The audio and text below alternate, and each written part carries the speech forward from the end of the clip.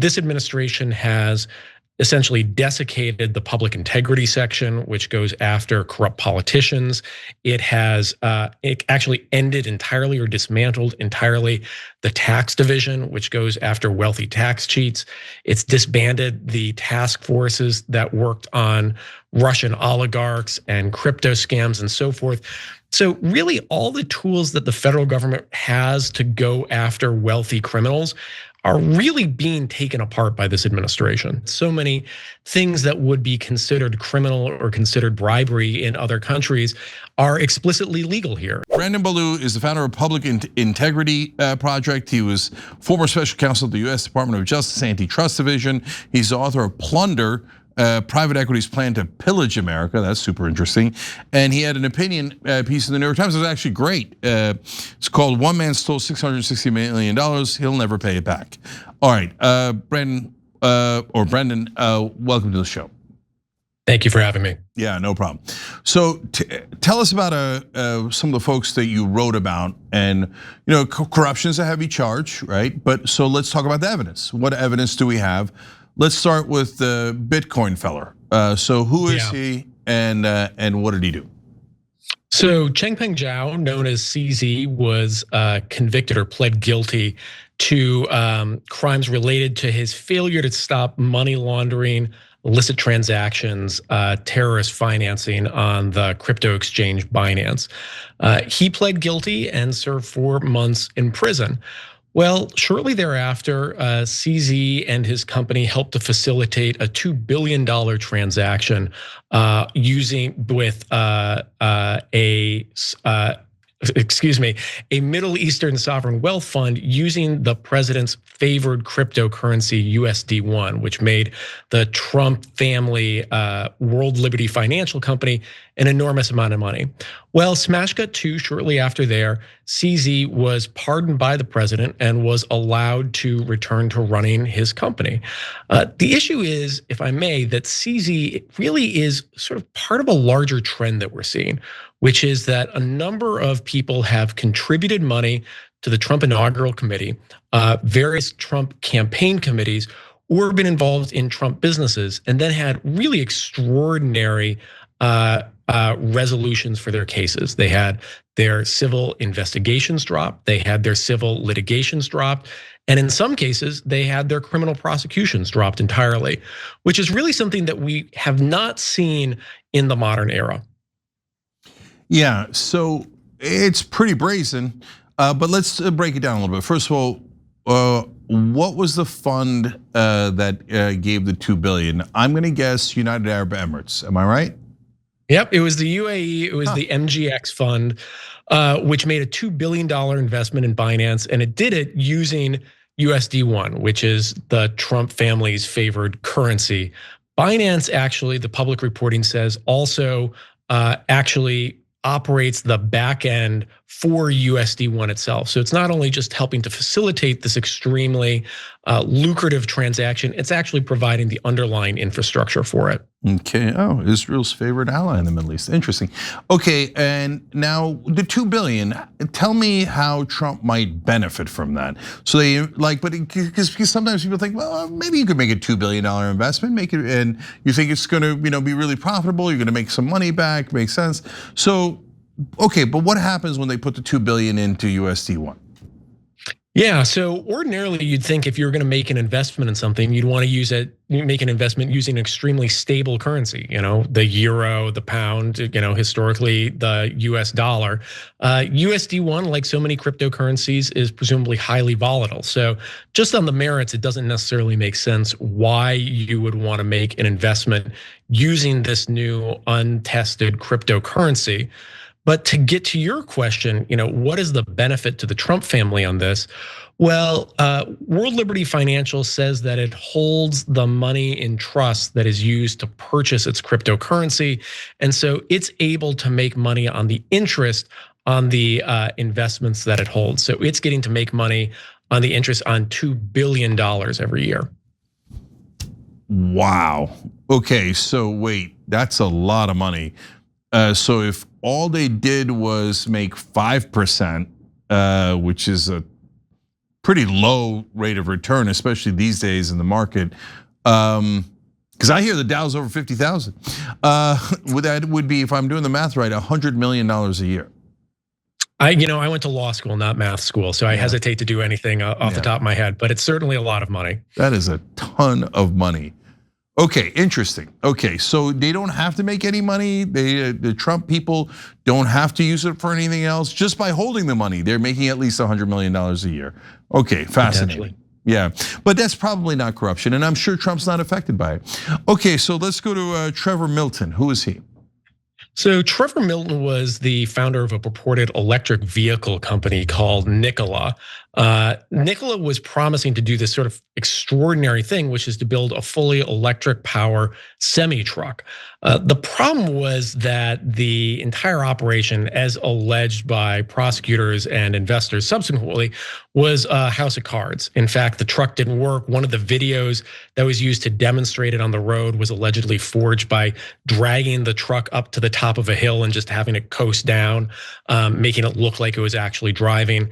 The company fell apart, and Milton was convicted, I believe, on various charges of criminal security fraud. I'd need to check that. But he was sentenced to several years in prison, and prosecutors said that he was responsible for paying back $660 million to investors. Well, Milton donated a little less than $2 million. Milton and his family donated a little less than $2 million to various Trump-affiliated campaign organizations. Shortly thereafter, Milton was pardoned. And the practical effect here, I think, is important for your viewers to understand, which is not just that a person who was set to serve prison time wouldn't have to, but the $660 million the prosecutors said that he'd have to return to his victims, he would never have to repay that. So he got to walk away with an awful lot of money, it seems. Okay, now you already said that your expertise is not math, but so they gave $2 million, and then they're getting to keep $660 million. I think 2 is less than 660, isn't it? On that one, I'm confident, yes. Yeah, okay, interesting. So then if you have 660 million of illicit funds, now you could keep using that to pay off other politicians too, if you wanted to. You can use the money however you want. There's no legal restriction on it now. Interesting, and so in terms of the money, where he got the 660 million from, was it super wealthy other guys that he ripped off, Goldman Sachs or something, or was it the average guy? Well, it was both, and there was a lot of great reporting about individuals who made small investments in Nikola. Really believed in the promise of electric vehicles and electric semi-trucks, who are never gonna get that money back. I think the Washington Post did some really good reporting on individual investors who, shoveled big parts of their life savings into a company like this, and they are never going to see the money back unless some surprising action is taken here. So $660 million. Giving it back to the people who were robbed of that money, or $2 million to Donald Trump. I wonder which one's better for the American people. All right, I'm still calculating that. So Carlos Watson is the guy who ran Aussie Media. You didn't write about him, but the reason I'm kind of confounded by that, and to me it's a little bit symbolic, and plus I don't know all of the details, so that's part of why I'm asking. He was also charged with fraud. He was also pardoned. He also did not have to do the restitution that he otherwise owed, right? And in his case, he was ripping off Goldman Sachs, right? That's why they went after him in the first place. So he was also pardoned. Did he give, I don't know if you know this, right? But do you know if he gave anything to Trump or World Liberty Financial, et cetera? Or is Trump thinking, well, all right, it'd be nice if you guys gave me a couple $1 million or a couple $1 billion, but also I really like you guys, brothers in spirit, et cetera. So everyone who did fraud, you're free to go. It's like almost like the Bane of from Batman series. Gotham is yours, right? Yeah, there is some Bane-like qualities to the president. I think, I can't speak specifically to the Watson case, but I think maybe to get to the broader sort of point that you're making here, I think two things are going on here. One is that there's a number of folks who invested in Trump businesses or contributed to Trump campaign affiliated organizations and subsequently got their prosecutions dropped or were pardoned or had their civil cases dropped. So, there's sort of the individual stories that are going on, but there's also a broader story about the Trump administration dismantling the overarching infrastructure for going after white collar criminals. So what you're seeing is at the Department of Justice, for instance, where I used to work, this administration has essentially desiccated the public integrity section, which goes after corrupt politicians. It actually ended entirely or dismantled entirely the tax division, which goes after wealthy tax cheats. It's disbanded the task forces that worked on Russian oligarchs and crypto scams and so forth. So really all the tools that the federal government has to go after wealthy criminals are really being taken apart by this administration. Yeah, so Brendan, again, I'll ask you a question I'm not sure you know the answer to, but has anyone tracked how many people have been fired or moved that were working on white collar fraud cases at all these different departments? Because I think that would be an interesting number, right? Because he's hit a number of departments and all people who investigate fraud. Now, with all these stories, until something's proven in a court of law, you have to say, well, I mean, we don't know for sure, but that is interesting that he's doing that. And secondly, has anybody calculated all of the money that the Trump businesses have received from all these folks who happen to be pardoned? Yeah, so there have been a couple of journalists that have been doing really excellent work. So some journalists at the Washington Post, which obviously is an organization that is struggling at the top, but at the line level, journalist level, is often doing really important investigative reporting on corruption issues specifically. Did some great reporting on the money that was owed to victims of people that were pardoned. And there's great reporting on Trevor Milton specifically. In terms of how the president is making money through people that are, getting released or, no longer being prosecuted by the Department of Justice, there was some helpful reporting in the New York Times on this. But to get to your deeper point, there is so much that is still unknown, unfortunately, about what's going on here. There are clear stories that you can see about contributions that are made and then subsequently benefits that people receive, whether or not those are causally connected. But there's all sorts of stories that you see about individuals who are being pardoned or having their cases dropped, where it's not yet clear what the benefits are that the administration or the president might yet have gotten. And so this is an area where really we would benefit from a Congress that was interested in issuing subpoenas to the government to uncover some of this stuff. We would also benefit from more civil litigation where individuals who have been harmed by this are starting to sue and can start getting discovery and start uncovering the underlying stories that are happening here. Yeah, that's really interesting because I'd be surprised if there weren't major lawsuits. I mean, if I got ripped off, whether it's $660 million or just a couple of $1 million, and the guy who ripped me off was magically let out of prison and didn't have to pay me because he got a pardon from Trump, I'd want to investigate that a little further. Yeah, go ahead. No, go ahead. Well, I was just going to say, I think your instinct is exactly right. The challenge that we've got is, the law at the federal level really wasn't designed with the possibility that the federal government or the president himself would be deeply corrupt. And so a lot of the ordinary causes of action, you have to really be creative in understanding how they can be used to confront sort of the problems that we're seeing right now.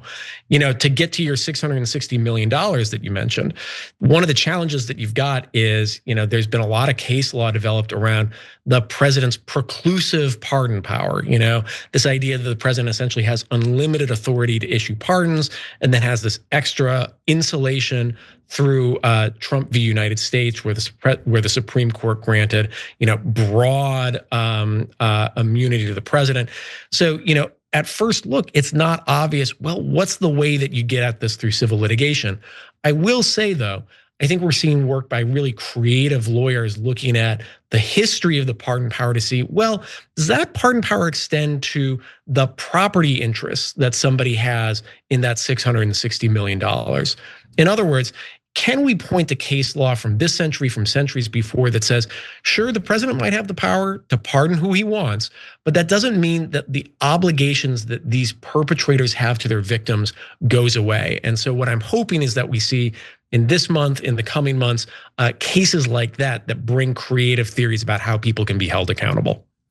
So again, a question I'm not sure you know the answer to, and I don't know the answer, but when Donald Trump leaves office, can he be sued civilly and his family sued civilly by someone, let's say, who was ripped off by Binance, right? And they say, well, I lost a lot of money from these guys. And then it looks like the Trump family was enriched and they could do, obviously a discovery in a civil lawsuit. Oh, look, we now know the interest rate. And it turns out Cenk was wrong. It wasn't 5%. It was 12% one year, 9% another year, et cetera. Oh my God, that's $500 million. And it looks like you have my money that got ripped off. So could they get sued after Trump leaves office?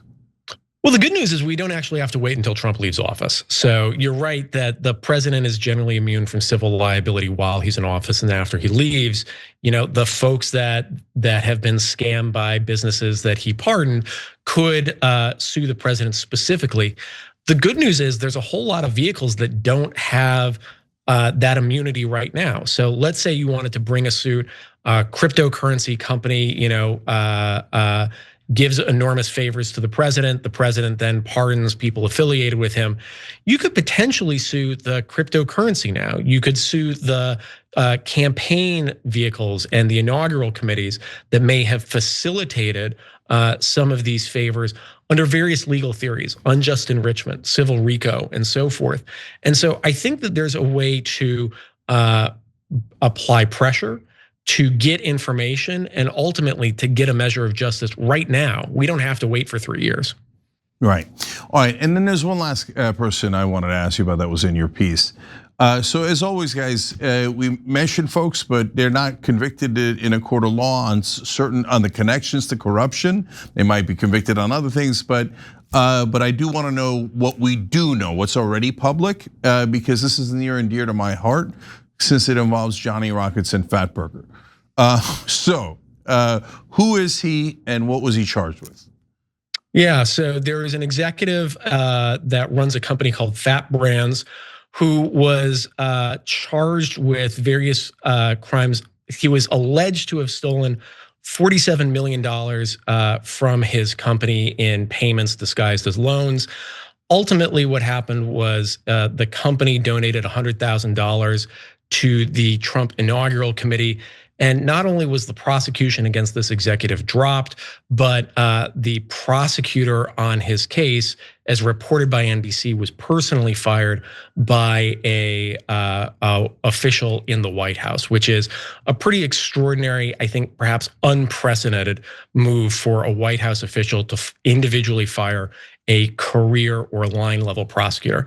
Now, you're being careful, I'll be careful too. That's not an allegation of a crime. It's not even an allegation of causality, but it is pretty extraordinary what happened to this case and what the White House did to it. Yeah, so we don't know that he took that money because the charges were dropped. Yeah, so we don't know. Yeah, and the charges happened to be dropped because the prosecutor who was pursuing them was fired. And it could be that someone at the White House was like, you know what? I just don't like this prosecutor for other reasons. It's certainly possible. I would be surprised that anybody at the White House would know a line level prosecutor. As a former line level prosecutor myself, I can assure you nobody at the White House knew or cared about me. Interesting. So look, that of course concerns me because you'll take that Johnny Rockets burger from my cold dead hand. But it's apparently there's a lot of things that are afoot, and the courts should decide this. The folks should be able to pursue civil charges. The government should be able to pursue criminal charges.